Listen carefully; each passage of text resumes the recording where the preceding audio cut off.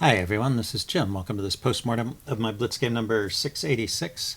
My opponent kicked off with d4 and I played knight f6, hoping once again to get a Nimzo-Indian, and this time my opponent obliges. He plays c4, I go e6, and he goes knight c3, so the second choice here, but the one that allows the Nimzo.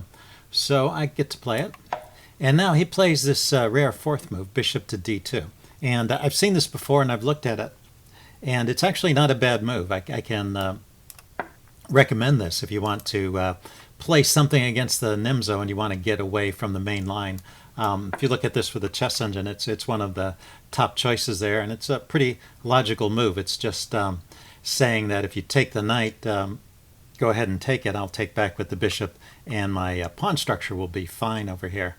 And I think the way I play it as black is probably the best response. The one downside of this move is it's left this d pawn hanging.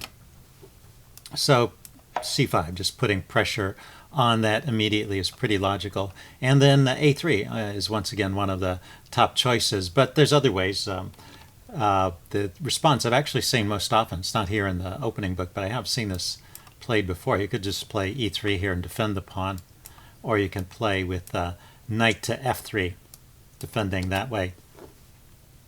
And this should be fine for white. a3 forces the action. This is also okay. And I don't have any good moves with the bishop. If I drop back, I'm just losing a pawn here. So it's best to go ahead and take.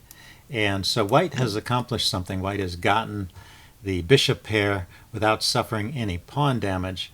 But well, it appears that with this move, knight e4, that black can equalize. So, you know, I checked this out after knight e4 in the opening book. There weren't any other moves. It just runs out there.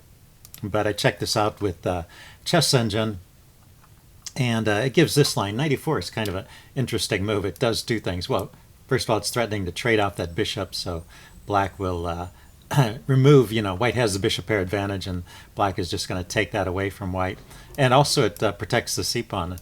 So it's kind of interesting. Not a move I really would have thought of, but now that it's been pointed out to me, it makes some sense. Let's see, rook c1. So you can take back with the rook if he takes. If black takes the bishop, and black plays b6 here, and white can push on with d5. Then black goes ahead and grabs here and castles. And e3. e3 is the move here, and it seems like white's just a little better here, at least according to the chess engine. I guess there's a little more space in the center, and yeah, it has somewhat resembles a Benoni position with this pawn structure here, a modern Benoni. I guess if I play here and bring my knight over this way, and but black is missing the dark squared bishop. So, but yeah, I think that evaluation there from the chess engine was that was all about even. Okay, so I took with the pawn, and maybe white is a little better. If white takes back with the queen, a more logical way to take back, just getting some immediate pressure here on the king side. And well, white can quickly castle to the queen side. And yeah, it seems like white's doing pretty good. Pretty well there. He took with the bishop. And so after this, we're in the range of about even, and we stay that way up until the critical move. Let's say I castled here. He played, oh, he just dropped his bishop back to c3. Not strictly necessary, but maybe getting the bishop out of the way of the queen. So there's a little bit of a loss of tempo there. Let's say I develop my knight with knight c6, plays e3 here, opening a line for his bishop. I go d5. Trying to undermine the center a little bit, and he plays knight f3, just developing. And now, right here, there's a couple of suggested improvements. Those moves were all fine and keeping things in the range of about even, but the chess engine likes queen e7 here. And if white plays something like b4, trying to harass me over here on the queen side, I can actually push on with e5. And then come over here and pin that pawn and win it back. So anyway, not a way, once again, that I would have thought of playing. Notice that it's not so easy to defend that pawn, so I am getting it back. He can't push the e-pawn forward because the knight can just snap it off, and he can't take the knight, of course, because of the pin. So queen e7 followed by e5 seems to be a plan for black in this position.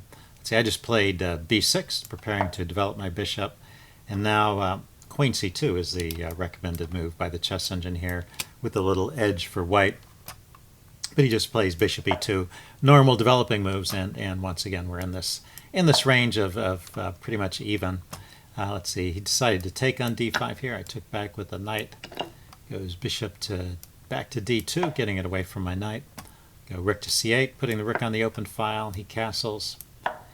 And you can see this is all very even. Let's see, I went knight c to e7, routing this knight around to the king side, looking to do something there, and he went queen b3, leaving behind this bishop, which is only defended by the knight. So in this position, I decided to play a tricky tactical move. Now, there were other options. The chess engine points out that, well, says that knight f6 is a playable move here, just moving that knight out of the center, and yeah, I'm not sure where the knight is going there, but we're opening up some pressure on this bishop, so there's an immediate threat to take the knight and grab the bishop. So something white has to respond to, or just queen d6, maybe with the idea of bringing a rook over. And all those positions are about even, but the top choice of the engine was actually the move I played, also leading to a position which is basically even, but it's, well, it's at least provides a little asymmetry in the position. So the idea is I'm giving up the knight, and then I will take this knight off and then grab the bishop, because the bishop is only defended by the knight on f3 there. So he absolutely needs to take the knight. There's no other move here, because I'm threatening to take this bishop with check. I guess he didn't notice that part of the threat.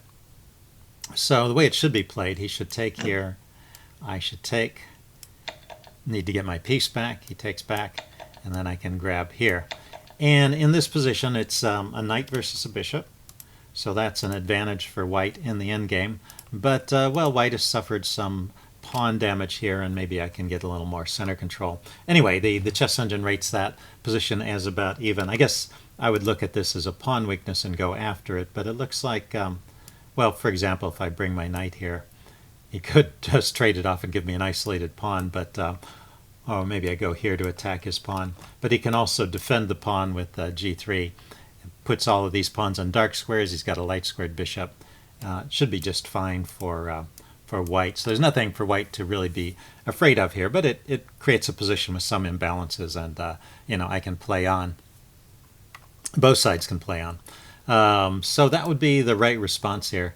Let's see, what did he play instead? He played bishop to c3. Okay, just getting this bishop out of trouble, but he left the other bishop hanging, and it's just game over after this point. So I looked at this with the chess engine, but basically there was nothing done wrong by either side particularly.